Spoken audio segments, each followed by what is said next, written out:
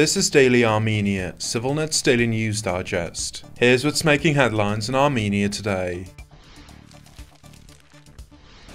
While speaking of Yerevan's constructive engagement in normalization talks with Baku, Prime Minister Nikol Pashinyan pushed back against rhetoric from Azerbaijan that appears to make claims on Armenian territory during an interview yesterday with the state news agency Armen Press. He said it is obvious that official Baku, with its narrative of the so-called Western Azerbaijan, wants to materialize its territorial demands against the Republic of Armenia. He mused that perhaps by saying Western Azerbaijan, President Ilham Aliyev is actually referring to the return of people to the western provinces of the country, such as Kalbajar and Zangilan, in which case it is internal matter unrelated to Armenia. Pashinyan reiterated that Armenia has no intention, goals or plans to attack or engage in any provocative actions against Azerbaijan, and that it will not take that path. If Azerbaijan also doesn't have intentions to attack Armenia, then the likelihood of escalation in the region is zero. Pashinyan noted that Armenia continues to be constructively engaged in the discussions around the peace treaty with Azerbaijan. We have conveyed proposals on the two outstanding articles of the peace treaty to Azerbaijan more than a month ago, and we haven't yet had a response, he said. Aliyev said in an interview that 15 of the 17 provisions of a normalization deal have been agreed upon, with the outstanding issues being related to the claims against each other at international courts and the presence of the European Union observer mission in Armenia. To those points, Pashinyan replied it would be acceptable to drop the international cases if there remains a clear mechanism for resolving humanitarian issues. He also said it would be logical to remove third-party observers from the border as they become demarcated. He expressed hope that the two countries' demarcation commissions will meet in the near future to discuss which sector to continue the process. Meanwhile, Foreign Minister Ararat Mirzoyan announced today that Armenia and Turkey have agreed to jointly assess the technical requirements for reopening the Gyumri-Kars railway border crossing and has proposed simplifying customs procedures to reopen railway infrastructure with Azerbaijan as well.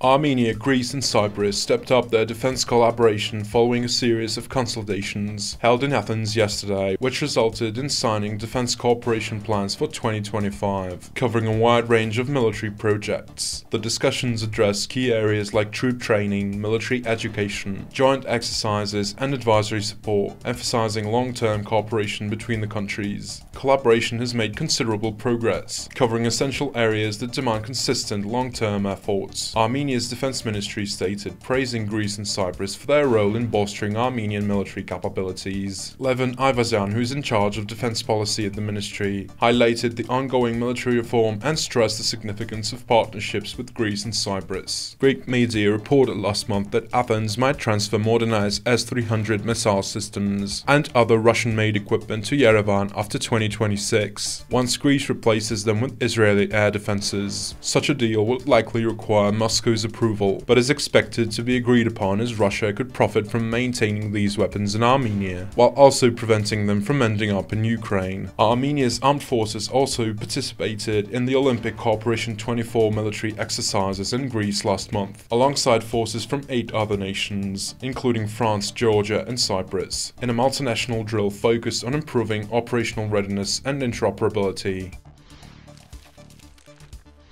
The European Parliament adopted a resolution yesterday calling for the immediate release of all political prisoners in Azerbaijan, including the 23 known Armenian prisoners held there. The resolution, which passed with 434 votes in favor, 30 against and 89 abstentions, strongly condemns the Aliyev regime's crackdown on press freedom and dissent, calling on the EU executive to impose targeted sanctions on Azerbaijani officials who violate human rights. It also calls for the suspension of the infamous gas deal that the European Commission signed with Azerbaijan in 2022. While the Parliament's recommendations are non-binding, it continues to mount international pressure on Azerbaijan as the Aliyev regime escalates its crackdown on civil society. The Azerbaijani Parliament strongly objected to the resolution, claiming it to be a part of an international smear campaign, and that the European Parliament is acting on orders from Armenia and its global lobbying force. In this week's episode of Insights, host Eric Hakopian looks into the landmark appointment of Armenian Sargsyan as Armenia's new interior minister. Sargsyan's rise to the position represents a significant milestone for female leadership in the country, especially in the traditionally male-dominated realm of law enforcement and national security. Hakopian also highlights the secret charges brought against Ruben Vardanyan and the other hostages being held in Baku, and calls out the silence from the Armenian government on the issue and the lack of action by the diaspora. You can also watch the latest CivilNet podcast featuring military analyst Leonid Nersesyan, who provides an in-depth assessment of the ongoing reforms and developments within Armenia's armed forces. Nersesyan delves into the country's recent defense procurement and training initiatives with France and India, as well as the steps Armenia is taking to counter Azerbaijan's military capabilities. The discussion offers insights into the evolving security landscape in the South Caucasus and the strategic considerations shaping Armenia's military modernization efforts. You can watch the full podcast by following the link in the video description below. And as always, please follow CivilNet for the latest news and independent reporting from our contributors on the ground here in Armenia.